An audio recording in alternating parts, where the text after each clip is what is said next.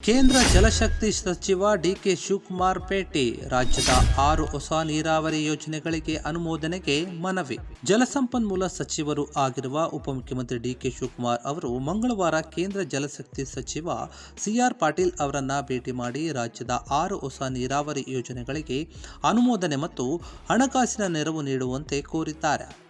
ಜೊತೆಗೆ ಈಗಾಗಲೇ ಅಸ್ತಿತ್ವದಲ್ಲಿರುವ ನೀರಾವರಿ ಯೋಜನೆಗಳಿಗೆ ಕೇಂದ್ರದಿಂದ ಅನುಮೋದನೆ ಮತ್ತು ಹಣ ಬಿಡುಗಡೆಗೂ ಮನವಿಯನ್ನ ಮಾಡಿದ್ದಾರೆ ಎನ್ನಲಾಗಿದೆ. ಈ ಕುರಿತು ಪ್ರಸ್ತಾವನೆಯನ್ನು ಸಲ್ಲಿಸಲಾಗಿದ್ದು, ಪ್ರಧಾನಮಂತ್ರಿ ಕೃಷಿ ಸಿಂಚಾಯಿ ಯೋಜನೆ ಅಡಿಯಲ್ಲಿ 11,123 ಕೋಟಿ ರುಗಳ ಅಂದಾಜು ವೆಚ್ಚದ 6 ಹೊಸ ನೀರಾವರಿ ಯೋಜನೆಗಳಿಗೆ ಅನುದಾನವನ್ನು ಕೋರಿದ್ದಾರಂತೆ. ಆ 6 ಹೊಸ ಪ್ರಸ್ತಾವನೆಗಳಲ್ಲಿ ಪ್ರವಾಹ ನಿರ್ವಹಣೆ ಮತ್ತು ಬೆಣ್ಣೆಹಳ್ಳದಲ್ಲಿ ಗಡಿ ಪ್ರದೇಶದ ಕಾರ್ಯಕ್ರಮ, ಭೀಮಾ ನದಿಗೆ ಅಡ್ಡಲಾಗಿ ಸೊಂತಿ ಏತ ನೀರಾವರಿ ಯೋಜನೆಯಡಿ 16,000 ಹೆಕ್ಟೇರ್ ಪ್ರದೇಶಕ್ಕೆ ನೀರಾವರಿ ಸೌಲಭ್ಯ ಕಲ್ಪಿಸುವುದು, ಮಲಪ್ರಭಾ ಕಾಲುವೆ ವಿಸ್ತರಣೆ, ನವೀಕರಣ ಮತ್ತು ಆಧುನೀಕರಣ, ಇಂಡಿ ಶಾಖಾ ಕಾಲುವೆ, ಘಟಪ್ರಭಾ ಬಲದಂಡೆ ಕಾಲುವೆ, ಚಿಕ್ಕೋಡಿ ಶಾಖಾ ಕಾಲುವೆ ಮತ್ತು ತುಂಗಭದ್ರಾ ಎಡದಂಡೆ ಕಾಲುವೆ ಕಾಮಗಾರಿ ಸೇರಿದೆ. ಈ ಉದ್ದೇಶಿತ ಯೋಜನೆಗಳಿಗೆ ವಿಜಯಪುರ, ಧಾರವಾಡ, ಬೆಳಗಾವಿ, ಬಾಗಲಕೋಟೆ, ಗದಗ, ಕೊಪ್ಪಳ ಮತ್ತು ರಾಯಚೂರು ಜಿಲ್ಲೆಗಳಿಗೆ ಅನುಕೂಲವಾಗಲಿದೆ.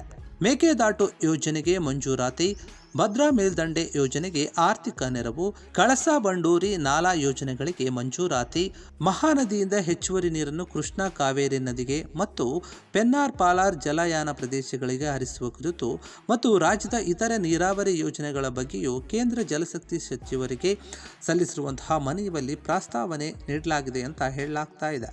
ದಕ್ಷ ನೀರಾವರಿ ನಿರ್ವಹಣೆಗಾಗಿ ಸ್ವಯಂ ಚಾಲಿತ ಅಣೆಕಟ್ಟುಗಳು ಮತ್ತು ಕಾಲುವೆ ವ್ಯವಸ್ಥೆಗಳಿಗಾಗಿ ಶೀಘ್ರದಲ್ಲೇ ಮತ್ತೊಂದು ಪ್ರಸ್ತಾವನೆಯನ್ನು ಸಲ್ಲಿಸುವುದಾಗಿ ಡಿಸಿಎಂ ಡಿಕೆ ಶಿವಕುಮಾರ್ ಕೇಂದ್ರ ಜಲಶಕ್ತಿ ಸಚಿವರಿಗೆ ತಿಳಿಸಿದ್ದಾರೆ ಎನ್ನಲಾಗಿದೆ. ಕೇಂದ್ರ ಸರ್ಕಾರದ ಜಲಜೀವನ್ ಮಿಷನ್ ಅಡಿಯಲ್ಲಿ ಆರ್ಡಿಪಿಆರ್ ಇಲಾಖೆ ಮೂಲಕ ಎತ್ತಿನಹೊಳೆ ಕುಡಿಯುವ ನೀರಿನ ಯೋಜನೆಯ ಪ್ರಸ್ತಾವನೆಯನ್ನು ಮರುಸಲ್ಲಿಸುವಂತೆ ಕೇಂದ್ರ ಜಲಶಕ್ತಿ ಸಚಿವಾಲಯವು ಡಿಕೆ ಶಿವಕುಮಾರ್ ಅವರಿಗೆ ಸೂಚನೆ ನೀಡಿದೆಯಂತೆ.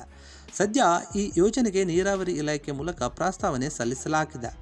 ಸಭೆಯಲ್ಲಿ ಕೇಂದ್ರ ಜಲಶಕ್ತಿ ರಾಜ್ಯ ಸಚಿವ ವಿ ಸೋಮಣ್ಣ, ಸಣ್ಣ ನೀರಾವರಿ ಸಚಿವ ಬೋಸರಾಜು, ದೆಹಲಿಯಲ್ಲಿರುವ ಕರ್ನಾಟಕದ ಪ್ರತಿನಿಧಿ ಟಿಬಿ ಜಯಚಂದ್ರ, ನೀರಾವರಿ ಇಲಾಖೆ ಹೆಚ್ಚುವರಿ ಮುಖ್ಯ ಕಾರ್ಯದರ್ಶಿ ಗೌರವ್ ಗುಪ್ತಾ ಮತ್ತಿತರರು ಉಪಸ್ಥಿತರಿದ್ದರು ಎನ್ನಲಾಗಿದೆ.